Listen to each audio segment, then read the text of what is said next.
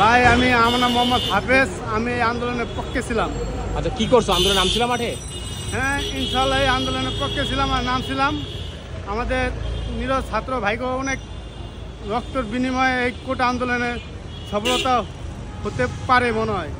তাও সংসদে পাশ হয় নাই। সংসদে পাশ হইলে তাহলে এটা মনে হয় মানে বৈধতা পাবে, মানে সরকার আর কোনো দিন এটা লড়াইতে পারবে না। সবাই যেভাবে মানে বলছে যে কোনো সময় এটা ভেঙে দিতে পারে, মানে এটা আইন পাশ করে আবার দেখা যায় বেশি কোটা চালু করতে পারে।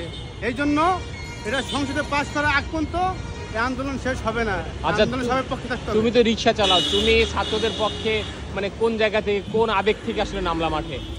দেখেন, নাম ছিল আমার একটা ছেলে আছে, একটা মেয়ে আছে। আমার ছেলে মেয়েরা স্কুলে পড়াই।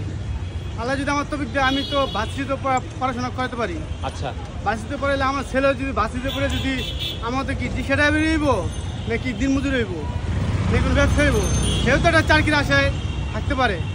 আচ্ছা, তাই যদি এটা আন্দোলন আমার না, সবার। এই জন্য তুমি আন্দোলনে নামছিলা? জি, তোমার যুক্তি ঠিক আছে।